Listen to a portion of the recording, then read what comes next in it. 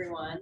If you haven't been to Diversity before, I'm the moderator for the session, so I just have a quick ground rules to read, and then I will hand it over to Joseph. Hello, and thank you for taking part in the 2022 Diversity, celebrating 50 years of Title IX. Diversity is a celebration of diversity. I'm sure we're all eager to find out what can be learned by attending these sessions, but first I have a few ground rules. This important student-led program creates learning spaces where people from various disciplines can facilitate discussions in an engaging academic setting. Diverse U is an opportunity to engage in civic discourse and dialogue through listening and learning. These ground rules are in place to assist our presenters in maintaining dignity and respect in these spaces. Guideline number 1, communicate direct personal experience and not secondhand experiences. In doing so, we rely on I statements like, I was affected by an incident where, or I know in my own life I have experienced, ... Speak for yourself, not as a representative of any group or any other person.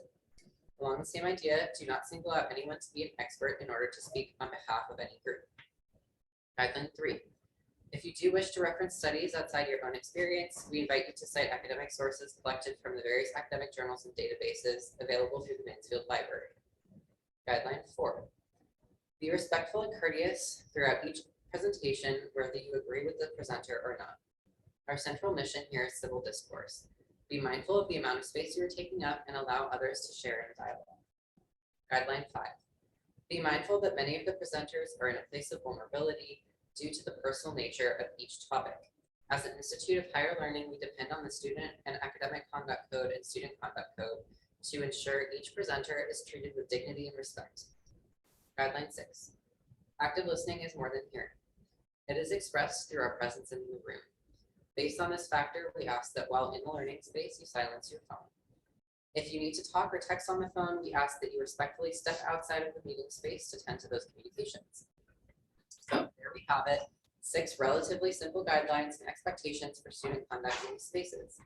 These rules also apply to individual and groups that are not students, and we will enforce them should poor conduct occur from any person.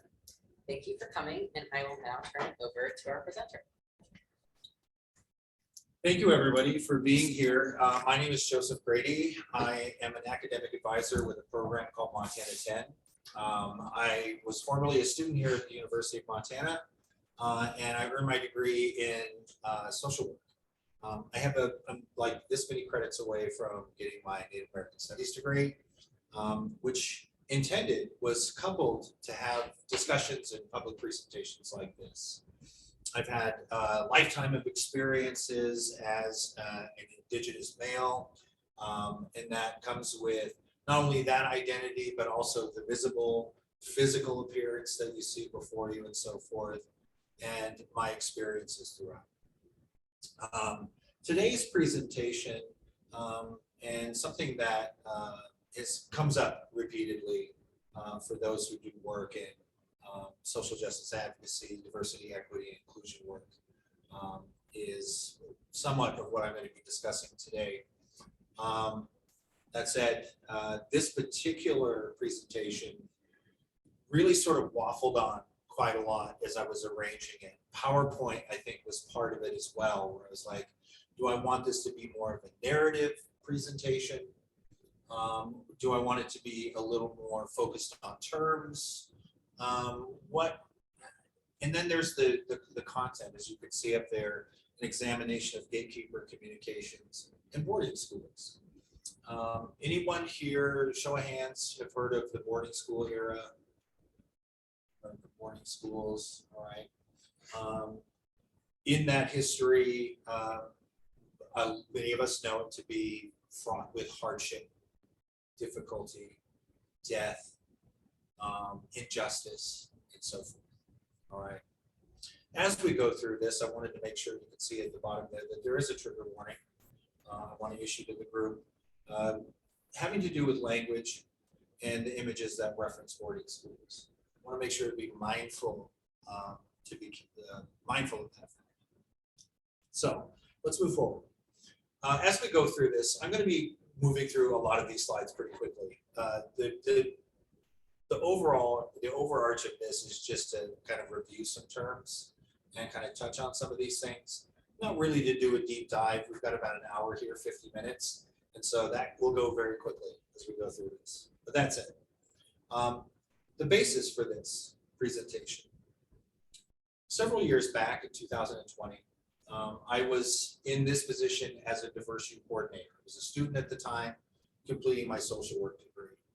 A lot of diversity, equity, inclusion work, something I've been connected to and had the opportunity to have a lot of mentors on this campus in terms of that direction. That said, at the time, an email came in to my email box in the diversity capacity, looking for input, insight, context, reflection from one person. This person had reached out to a number of people. I think there were 20 people included in that email who are all locally involved and around the state with various advocacy work in diversity, equity, and inclusion. And in that email, he sent an example of a calendar, a 12-month calendar, and the calendar was, its purpose was as a fundraiser being sold by an entity here in the state of Montana to raise money for their organization, to help fund them throughout the year. This is one of their fundraising efforts. Let me be clear as we go through this. I've excluded the names, and this is one thing that I really sort of challenge, was a real challenge going through this, because I want to make sure that I wasn't necessarily using this as an opportunity to call someone out, right? But I needed the example. So what I did was exclude the names and the name of the entity. All right, I didn't want to dox anyone. I didn't want to like really get into that because that's not really the point of what it is that we're discussing here today. I'm more concerned with the language that was contained in those communications, and then using those as an example to kind of highlight some of these terms that we'll be discussing. So just a little preface there. All right, so we're talking about the boarding school era. The boarding school era started around 1869. There were some efforts a little prior to that, but nothing like really focused. And then in through the 1960s, and of course, perpetuated beyond that, there are still some of those. Carlisle Indian Institute is still open today and functioning. However, it's not a practice of going out to indigenous communities and swooping up kids and taking them away from families, which is more of what we're talking about between 1869 and 1960. Basically, the kidnapping of children away from their homes and placing them in assimilation practices. So throughout that history, there were more than 20 schools throughout the United States. We're talking about just the US territories on this continent, not including Canada, okay? But what's the genesis point? I think this quote basically really helps summarize what it is that we're talking about. And this is a quote from General Richard Henry Pratt. He established and actually did a lot of the advocacy work, establishing working with the government to produce entities like Carlisle Industrial School. And the quote goes as such: "A great general has said that the only good Indian is a dead one, and that high sanction of its destruction has been an enormous factor in promoting Indian massacres." That's just it's a fact of the matter. In a sense, I agree with that sentiment, but only in this, that all the Indian there is in the race should be dead. Kill the Indian in him and save the man. And so that has become sort of the moniker, or the what do you want to put it as, the title, if you will, for what is a Native American or American Indian boarding school. The concept of kill the Indian, save the man was introduced into the lexicon. Although those views were held, largely, it really became focused through that in this effort of what is to be the boarding school. And thus the concept of assimilation and cultural genocide took root in the form of the boarding school. And it's a revealed history of cruel practices and policies resulting in many deaths. We're talking about the deaths of kids, youths, children, taken from their homes. Current estimates place the total death counts at around 500, although that seems sharply conservative number because there are many institutions where they still haven't even quantified burial sites and so forth. So keep that in mind as we go forward. Trauma, who is impacted, all right? The trauma is potent, ongoing, and serious. Indigenous people, for us, this is real. This is part of our history. It's part of our past. It's something that is impacting us moving forward. It's part of our present, all right? So this is not something, the boarding school era is not something that is just lost to history. The trauma is ongoing. And Turquoise Devroy, who actually has presented here at Diverse U in the past, has a really marvelous discourse on historical trauma. Something I recommend that if you ever get the chance to see, it's very illuminating. Historians have seldom captured this history correctly.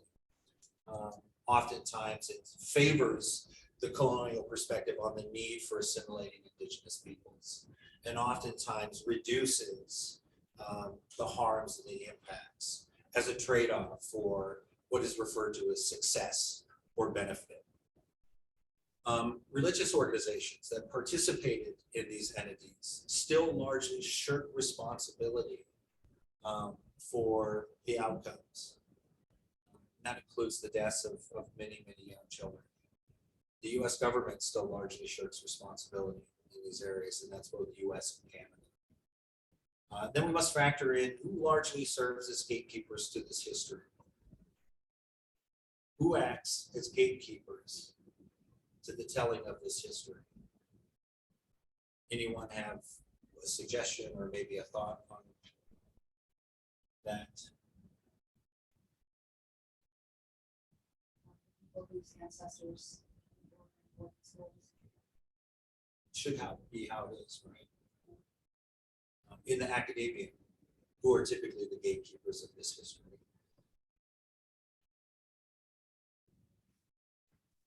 Non-Indigenous. Non-Indigenous people. And that includes the private institutions and some of the other more like 501c3 public funded entities.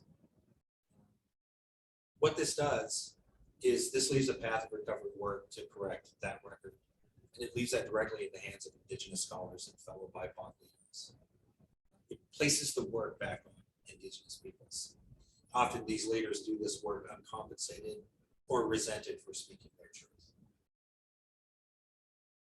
I've often said in these settings, and I'd like to impart this knowledge, that as advocates for diversity, equity, inclusion, for social justice, it is really, really good to know that, or it's important to know, that the minute that you begin speaking up for underrepresented or protected classes, you immediately pay a cost. You immediately pay a cost.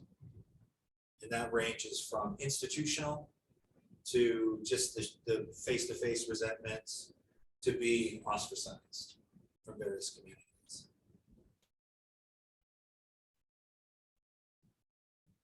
Has anyone seen this?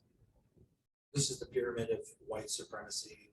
It's just a real quick sort of visual aid that I wanted, and it's not comprehensive, of course, but when we have conversations around what is racial bias, what is racism, etc. This is a pretty interesting illustration. And a lot of times when you interact with people, their line for outright racism is typically somewhere up here. Neo-Nazis, carrying torches, the physical outright violence and so forth. But it's much deeper than that. It goes through discrimination, veiled racism, victim blaming, racist jokes, things of that nature. Just kidding, it's just a joke. Minimization was so long ago, it's not happening again today. Why don't you just get over it? And then indifference, all right? It's often said in these circles, and mentors of mine along the way have shared the idea that you're either moving toward racism or you're moving away from it. You're never stationary. It's always a direction that you're traveling to. And indifference is part of the problem. Ally and allyship. What do we mean? Everyone familiar with that term? Ally and allyship. So it is a term describing an action and not an identity. Really want to be clear about that. So someone can look at someone and say, you're a wonderful ally. It's not something that is generally self-applied. I'm an ally. I'm the best ally. I'm a marvelous ally. It's very similar to walking into a room and saying, I'm the humblest dude in here. It's not something that is self-put upon. Ally describes appropriate actions directed at supporting, advocating, and speaking up for protected classes. You do ally work. You don't be ally work. All right? It's not a suit that you put on every day. It's an action that you go do. The intent, composition, and meaning of appropriate ally actions come from the group or persons experiencing the need. So come prepared to listen closely and carefully. That's kind of the takeaway there. That when it comes to advocating for Indigenous communities or a specific Native American identity, it is really, really important to have that identity and the voice of that identity at the center of your work, informing everything that comes out of it. Engaging as the expert on another group results in prescriptive and harmful outcomes. And that's what we're talking about. Excluding those voices from that process oftentimes leaves an exterior lens saying, I know what's good for you. I think I know exactly what's going to help you here. All right. And that can do more harm than good. So let's get into the next set of terms. Prescriptive, implicit and explicit biases. I think it's important to understand this prescriptive piece as we move forward in this conversation. And these are all like Google. I just Googled the terms and extracted some real quick definitions. So prescriptive, relating to the imposition or enforcement of a rule or a method. You go to the doctor, right? Doc, I'm having a problem with the thing in this spot. What do I do? So you go get tested. He gives you sort of a course of actions to do. Go do this, go to this place, get the test, pee in the cup, do whatever you got to do, right? Come back with those test results. Doctor, the expert in that health field, then takes that information, dissects the problem, looks at it and says, indigestion of some kind, or maybe a bacterial infection in the intestine. Here's a prescription. You're going to go to the pharmacy. You're going to get this specific medication that I'm going to prescribe to you, and you're going to take it as a course. Steps 1, 2, and 3 throughout your day. Those things you will follow in order to get healthy. And we hope that that works. Of course, oftentimes it doesn't. We got to go back. But that said, that's sort of the nature of the prescription. It is delivered direction on how to problem solve. Implicit bias is a form of bias that occurs automatically and unintentionally that nevertheless affects judgments, decisions, and behaviors. I'm at the checkout counter at Target, the self-checkout. You know that little section out at Target where you go through and you self-checkout? The attendant suddenly shows up and looms over my products and is watching me check out. Not the people around me, me. And in my head, I say, this person is watching me because they want to keep an eye on me because of the way I look. Now, is that true? I don't know. I'm not certain. Something in me just sort of leaps to that notion, right? Explicit bias, the traditional conceptualization of bias. With explicit biases, individuals are aware of their prejudices and attitudes towards certain groups. The person coming up to look at me. Indians always stealing alcohol out of Target. They're always sneaking out of here with the booze. I can't stand it. I can't stand these people. Why are they always doing it? Why don't they get jobs? So you know what? I see another one coming. I'm going to stand over him. I'm going to look, right? In the implicit bias, I don't really know what's going on. In the explicit bias, may or may not be right, but I'm going to take action. I'm going to do the thing based on the possibility. All right. I know I got this bias. I believe in it. I'm going to act. Cultural humility. This is a concept that gets a lot of bristling because what it asks us to do is self-reflect. Not everyone's keen on that. The practice of acknowledging an inability to achieve competency in another's cultural experiences.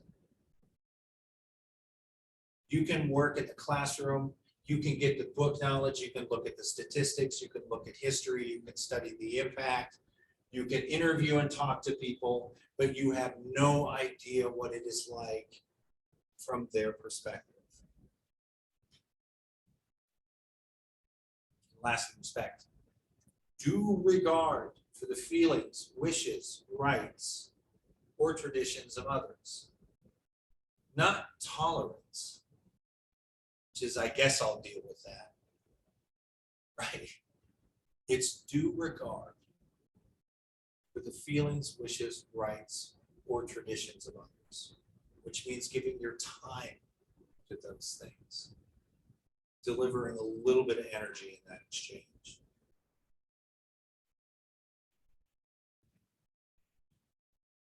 Boarding schools. So remembering our resiliency and shared knowledge for trauma-informed learning. This was a symposium that was recently held here at the University of Montana. I think it was a 2-3 day piece dedicated to the boarding school era. Remembering how we teach on it, how we communicate internally about the subject, why that's important. Entire symposium dedicated to this at the University of Montana, nonetheless. It was a great event, by the way.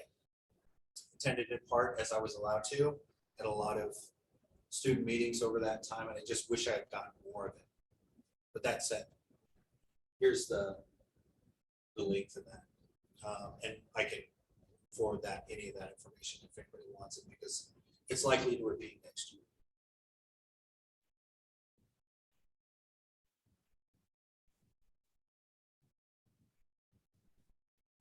I invite you all to look at this image.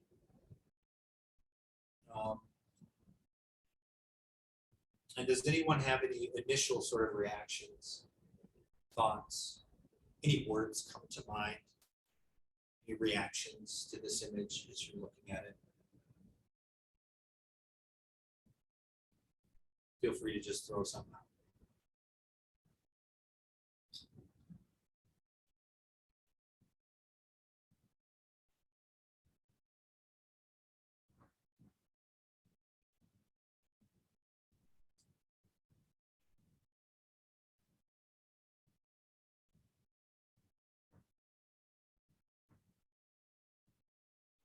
This is an image from the Fort Shaw boarding school. The women that you see here, every one of them was taken from their home.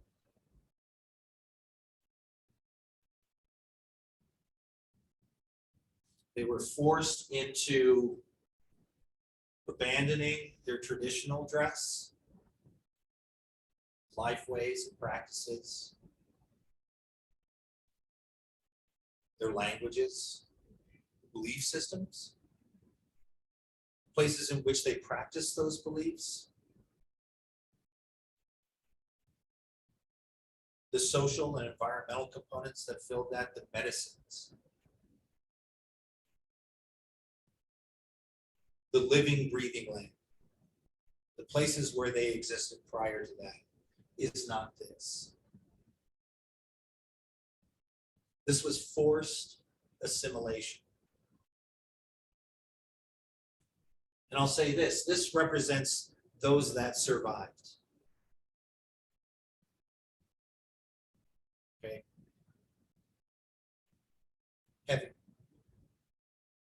Heavy duty. Years and generations of trauma built out of this. This, I believe, was 1904. Several decades after that initial launching point for the boarding school era.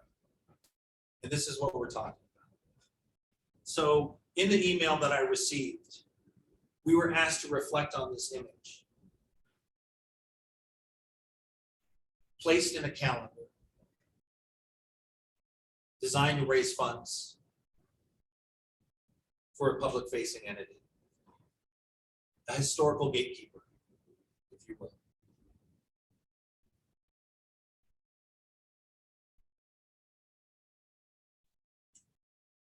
Non-Indigenous, non-Native people at the helm, in the wheelhouse of that entity.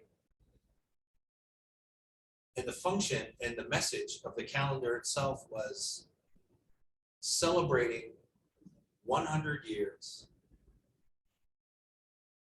of women's contributions to Montana. Right? Celebrating 100 years of women's contributions to the state of Montana. Thank you for your assimilation. That's what that says to me. And I waited for my eyebrows to come back from the back of my head after looking at this image. And I realized in that email that there were 20 plus other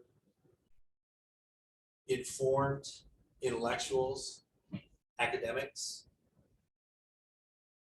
credited, credentialed, some with licensure, others historians, who were asked, how do you feel about this? And the response was sweeping and aligned. That should not happen. Who do they talk to? Where did they get this picture? Who in their right mind, etc. Shock. So we began a set of communications with that entity with a very simple ask. We're going to ask you to pull the calendar. And what we need to do is help you. We can raise money, we can raise funds. We need to get that picture out of there. We're not saying don't have a calendar. Just saying you are not the people to be making that decision on that imagery. Because it's inaccurate. It's grossly inaccurate. So we'll get into this. This is the first response.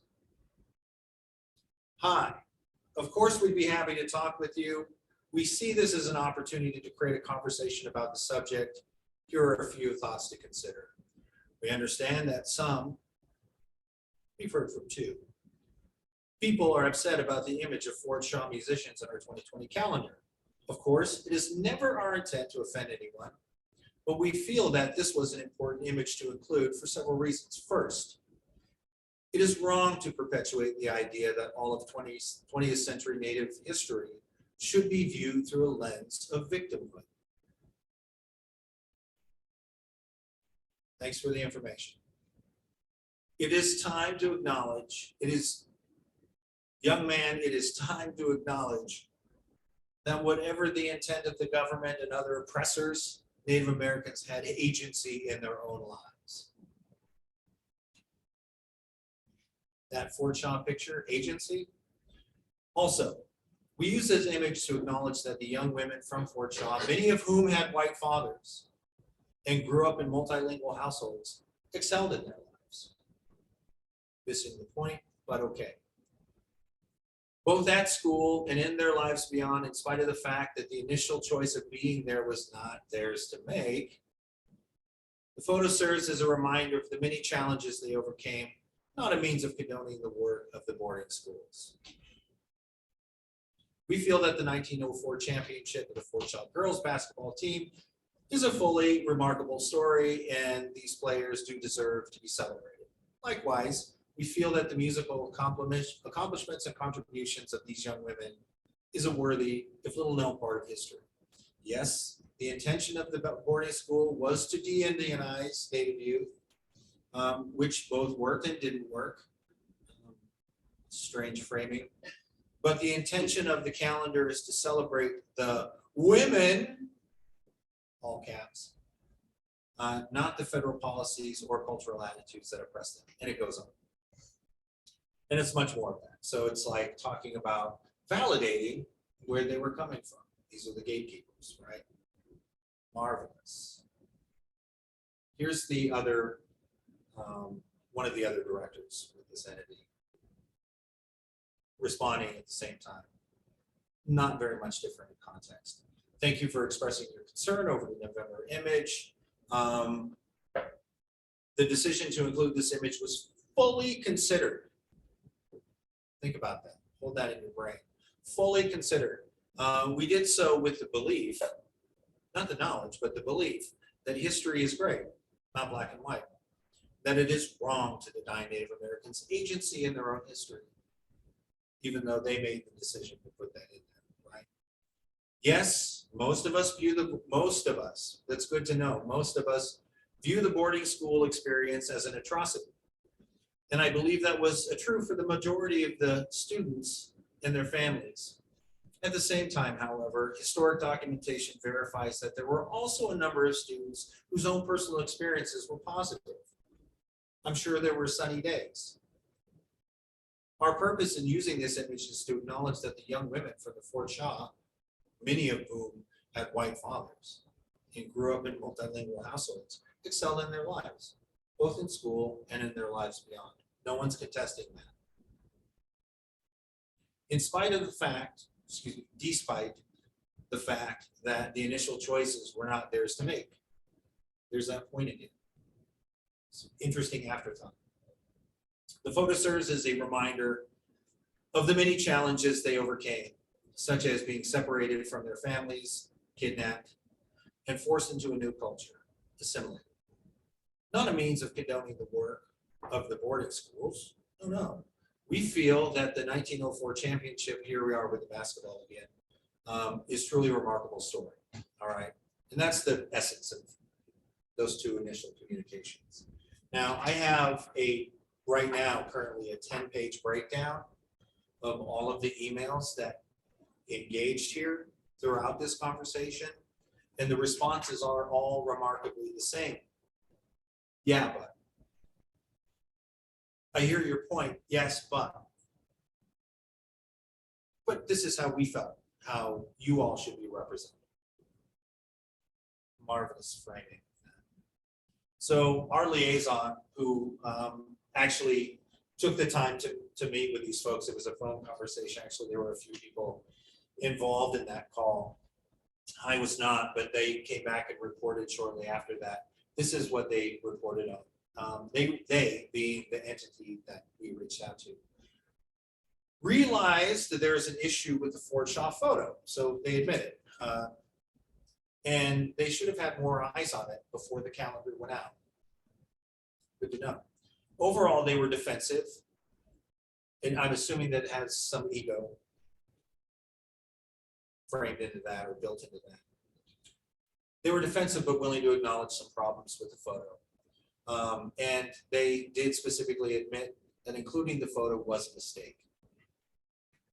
So ultimately, at the end, there was this admission that, yeah, it was wrong, it was erroneous. We should have really included some other views on this. Now they're working on a plan for educating around the calendar. As of today, they've only received comment from one entity and 2 other people. That was somewhat dismissive of the fact that there were 20 people in our group that were reaching out to them. So they are waiting for more feedback, right? The listening session, marvelous. They're very interested in finding ways to move forward educationally through various modes of communication using more comprehensive interpretation presented through social media, their website, and their membership through their various publications. Though they are not willing at this point to pull the calendar. We appreciate the suggestion, but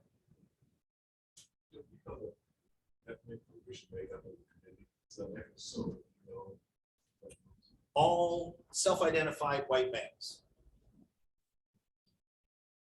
That's kind of why I was asking that earlier. You have any idea who maybe that was?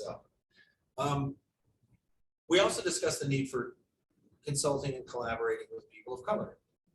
Marvelous stuff. When interpreting their history. That one, when I read that, I had to sit for a minute and collect myself. Because the next one, we were quite surprised to learn that they had not, nor do they generally consult with anyone on such projects. They're the learned, they're the gatekeeper, right? Why reach out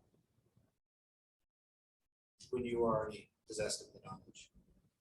Particularly stated that they will do more consulting going forward. We feel the phone call provided productive overall in addressing the issue at hand and in changing some of the ways they do their work. Okay, so let's just really quick here review things while we still have some time. It was never our intent. That statement is repeated throughout their communications. Always start their communications that way. It is not our intent. Anyone ever heard that phrase in your diversity work? It's not our intent. If I had a dime for intent on that statement. So when your intent is incongruent with your outcome, I've said this over and over again. When your intent is incongruous with your outcome, it's time to go back to the drawing board, all right? And it's time to reflect that perhaps we were wrong. Victim blaming and shaming. Our acknowledgement in Indigenous possession of historical trauma is personal, relevant, and real. In this instance, victim blaming and shaming serves as a weaponized language, but serves to undermine the complex and nuanced factors associated with historical trauma and how we relate to that kind of imagery. Dismissive of credible critique. Now, one of our advocates in that space is a native, is Indigenous, is a native historian, has written several books on the matter, and is focused in on women's rights in that space. She was wholly dismissed in this conversation with that same pushback. Yeah, but here's what we thought. This is what we feel. Get over it. It's time to acknowledge, right, that the intent of the government and other oppressors, Native Americans, had agency in their own lives. That just simply is factually wrong. It's a myopic lens, and it fixes resiliency into the attaboy category, rather than as a symptom of a larger systemic problem. You will hear that a lot, even now. Resiliency. Way to stick in there and endure that oppression. You're a testament to your people because you stuck through it. Fantastic. You deserve an award.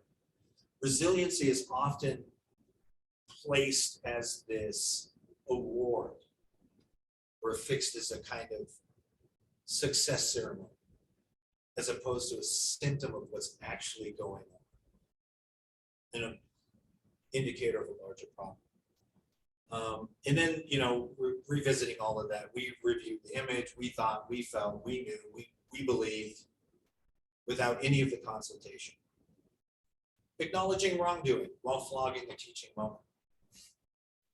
I think that was one of my biggest takeaways from this, is even in the fact at the end, when they realized that they were wrong, admitted they were wrong, said that it was a mistake, said that it was placed there incorrectly, They themselves said, let's turn this into a learning room.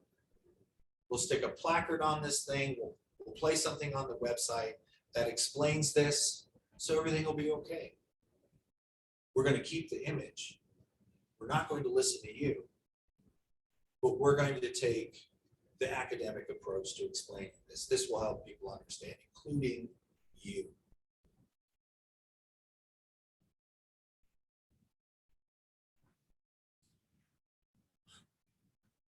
So ultimately, our drive, our objective was to get them to pull the calendar. Pull the calendar. Make your money somewhere, some other way. Honor us.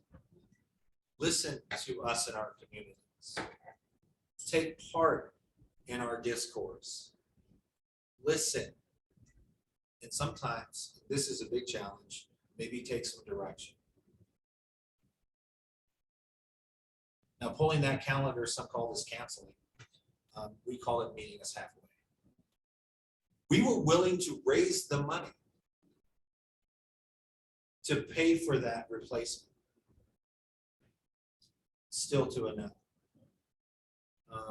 Ultimately, it was ignored in place of convenience and or erroneous validation.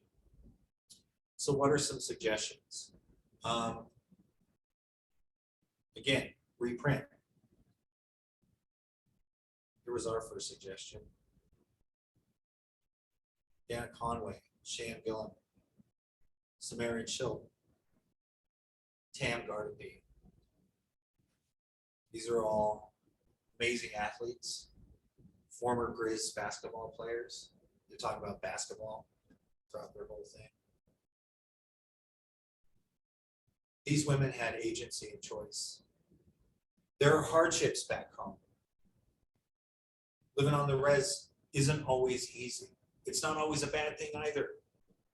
You take the tough with the good, right? People proud of their homes, even when there's not much on offer there.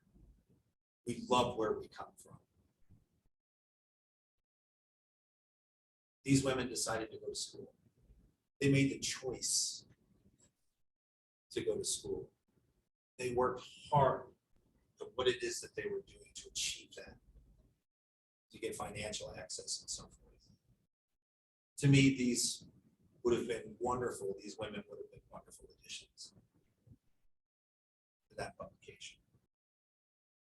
Eloise Cobell, hell yeah, a champion of the rights of Indigenous people. Talk about the hard work through illness, kept showing up.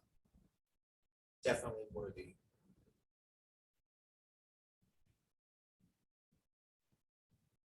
Katsuma Nupuka, Kootenai woman, who was also a cultural intermediary and a prophet, which means she communicated between the cultures. She served as an intermediary. She was a prophet, which means she had a holy standing or a spiritual standing within the community. She had importance and significance. In 1808, now this summary is not entirely accurate. She was actually forced into a marriage with this Frenchman who was working for an explorer. The statement here, and I'm not sure if this is a native dude who wrote this, but it says she was so rowdy that Thompson exiled her from his camp. I interpret that as she wasn't having it. She wasn't having it, and she was willing to say that she wasn't having it. So she divorced the husband. She left. She boned out. Claimed to have been, now also challenged this language as well. She embraced her identity as a man.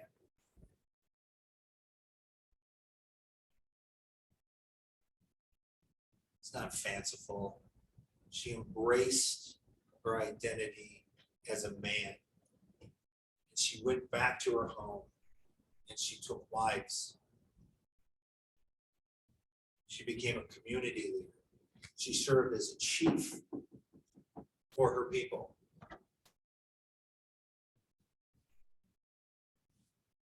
Doesn't necessarily fit the narrative of the organization that was constructing the calendar, but it's who we are. And it exemplifies our own sense of our own identities and how we express those things. Right? Beyond the contemporary language that we use today. I thought that would have been a marvelous addition to that calendar. All right. So that's the sum total of it. Again, there's not enough time to really go into this document. It's a lot more summary, a lot more language in here is used and so forth. It also contained the agency and names of people, and I didn't want to put that out there. That wasn't the objective of this conversation. We're not here to dox anyone or call anyone out or finger point or do anything else like that. The one thing I wanted to do with this session was highlight some terminology and some concepts and provide an example of when allyship goes awry. When people step in and say, I'm going to represent you without knowing anything about you. That is not allyship. That is not the appropriate action and footing to move forward with through allyship. And what it requires of us is the ability to enact that cultural humility piece. I just graduated recently with a social work degree, and in order to complete that degree, I had to take a course in cultural humility practice and social work. It was a requirement for me. It wasn't an elective. It wasn't a choice. It was a requirement so that I move forward in this praxis. I do so with a mindfulness that I am not the expert in other people's experiences. It requires me to listen and listen closely. Any questions? Thoughts, comments? Yes. I guess a comment and a question too, about the chain of emails. It seemed that I don't know, self-righteous and so good as well. But I guess what I struggle with is how do you get folks that are doing things like this understand the impact of this sort of trauma and how that forms their work as they move forward? Included in that was that component about how it puts the word back on BIPOC, Indigenous people, people with their own experience. And so that's, at least in this regard, this is where that effort was. We came together, we continued, we persisted, we pushed. We challenged their narrative. We continued to email and reach out and show with a granular breakdown of their language where they were wrong. I understand that. I wonder when the teaching ceases and people take that up on themselves. We're not there yet. We're not there yet. And that's I think that's the function of, and why we're even here today having this conversation, right? Is the need for that effort and that awareness. And for you, students and others who are attending this event, that this is some of the work that you can be doing as well. The allyship piece is having the ability to go to these places and challenge them. As Indigenous people, oftentimes we're pushed off. Why? Because when we go to the government or when we go to academic entities and we call things out, it's stop making trouble. Troublemakers. Should you be working for this institution with that attitude, sir? Things of that nature. So we need our allies to go in there because oftentimes the voices that are representative of the same people causing the problems are the ones that hold sway in those spaces. To be able to go in and say, okay, you might be dismissive to him, but you're not going to be dismissive to me. That's the power of that privilege that can be motivated into action and change. So it is comprehensive. The work is ongoing. I wish I had a better answer and response to that. It's just something that we are continuing to work on. It, of course, is a group effort. At the beginning of your presentation, you mentioned, I believe it was an author or was a film about historical trauma that you recommended. Can you Oh. repeat that, please? That was.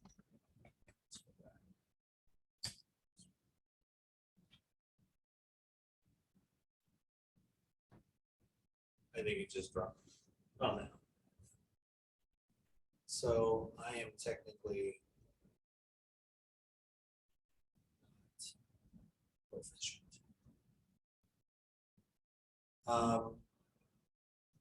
The oh, here we go.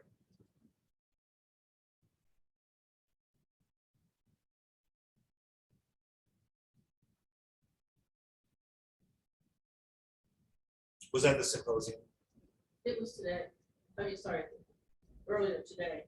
Yeah, At the beginning of this lecture, right. you mentioned something in passing that you recommended if we want to learn more about that. About the historical trauma piece? Yeah. Yes. Oh, yes. Turquoise Devereaux. Turquoise Devereaux. She's a former student here at the University of Montana. She was a master's in social work student. She developed a presentation as her dissertation, and part of her dissertation, on historical trauma, particularly to do with indigenous North American tribes and identities. And she has presented here at Diverse U in the past. My sense is there is likely a recording somewhere, so I would look in the library. Yes, sir. DAC has. DAC has some of that information. Good. Everyone familiar with the DAC? It's a diversity advisory committee. Consider participating. They need voices on that. Yeah, Turquoise Devereaux. And then there's a historical trauma piece on boarding schools. It happens the week of Indigenous Peoples Day. And people wear orange to honor that and so forth. So just be aware. But I think that's essentially it. Any other questions? Comments? Good info about the symposium because this year